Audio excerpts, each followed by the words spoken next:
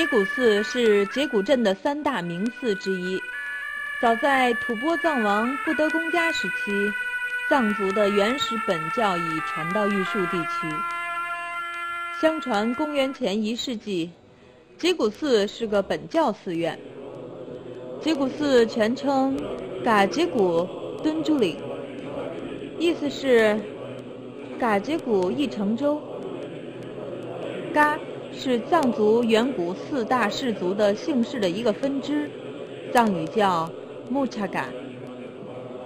节骨寺以及玉树的大部分地区都属于木查噶，并且这些地区呢都被统称为噶区。这些地区的人也被称为噶瓦，就因为这样，在玉树许多的地名、人名、寺名的前面都加有一个噶字。吐蕃赞普不得公节时期，木查噶加瓦洛州到玉树基然地区传播雍中本钵教，也就是本教的时候，在节骨镇西本清沟建有2座本教寺院，一个叫雍中达子，一个叫雍中昂切。在现节骨寺所在地也进行过本教寺的奠基仪式，取名为雍中昂群寺。公元755年，吐蕃赞普赤宗德赞时期之后，将节骨寺改为明玛派和噶举派寺院。在明洪武31年，西藏撒迦派高僧当钦瓦加噶西仁嘉措将节骨寺又改为撒迦派寺院。公元1264年，元朝帝师八思巴前后3次赐给节骨寺释迦摩尼唐卡一幅，还有11面千手千眼唐卡一幅，以及用金枝绘制的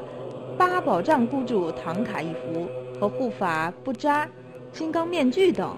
并将本清寺改名为节骨寺。公元1937年藏历12月1日，第9世班禅曲金尼玛在前往西藏拉萨的途中圆寂于节骨寺。历史上，节骨寺以建筑宏伟、文物丰富、多出名僧而闻名藏区。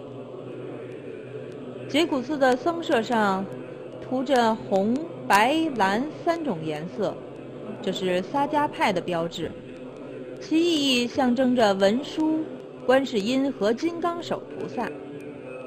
藏传佛教有4大教派，撒迦派是其中的一个主要教派。所谓撒迦派，是以其主寺在西藏的撒迦地区而被称作撒迦派。其创始人是吐蕃昆氏家族的后裔，创建于公元1073年。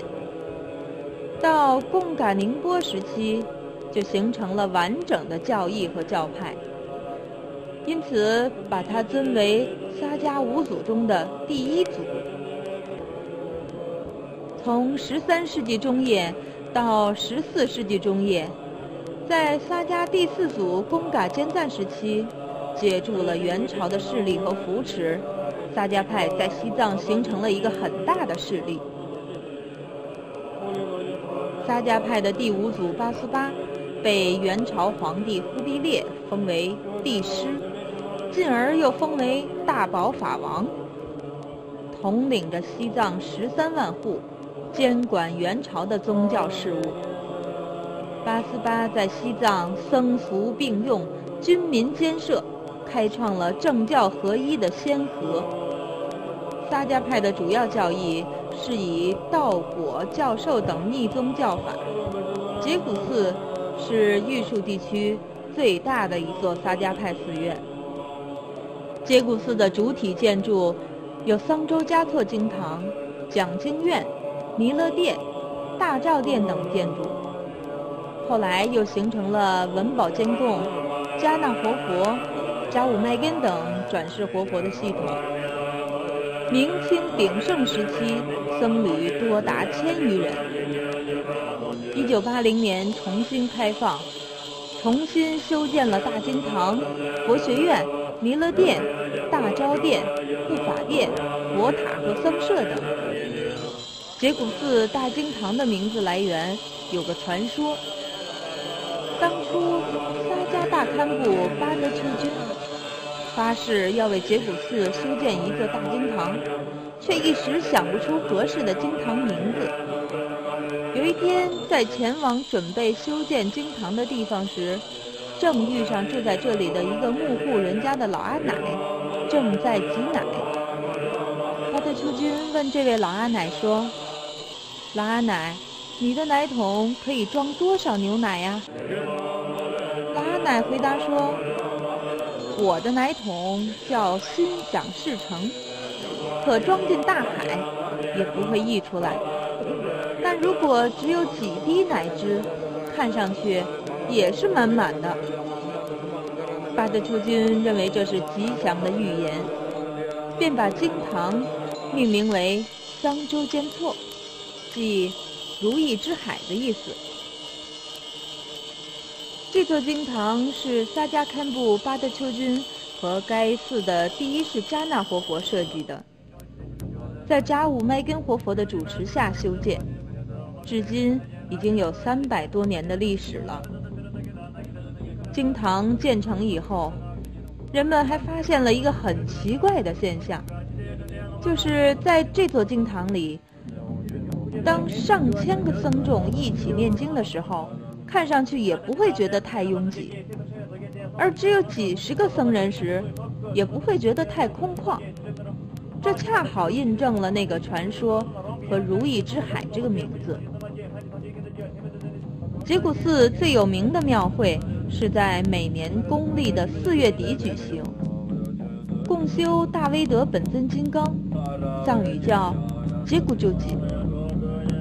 庙会既是法会，也是寺庙节庆。藏历2月初6到11是持诵佛说经的日子。11日那天，僧众手持佛经绕转寺院，信教的群众也跟随着绕转寺院。传说这天在场的群众等于自己持诵13遍佛说经，称这天为嘎九曲阔，意为转佛说经法轮。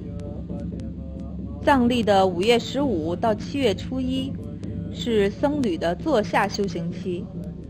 也就是佛教律制规定的比丘必须于夏季与期3个月安居一地，不能出门，以防踩死蚂蚁等夏天众多的生命。藏历9月11至14是撒迦五祖之一的萨钦更嘎宁波的忌日和共修日，也就是上师共修日。到时要点燃酥油灯，寺院全体僧众和信教群众还要绕着羯骨寺转一圈，称之为萨古钦莫，即撒迦大共修转经日。藏历10月9日至22日则昼夜不停地持诵观音菩萨6真言，称为玛尼日勒。藏历12月11日至15日，在新寨第一世迦纳活佛亲自奠基的全藏区乃至全世界最大的玛尼石城所在地，要持诵1亿遍6字真言和共修普贤菩萨行愿，称迦纳本群。藏历12月23日至29日是共修宝藏故主、吉祥天母等3护法的节日，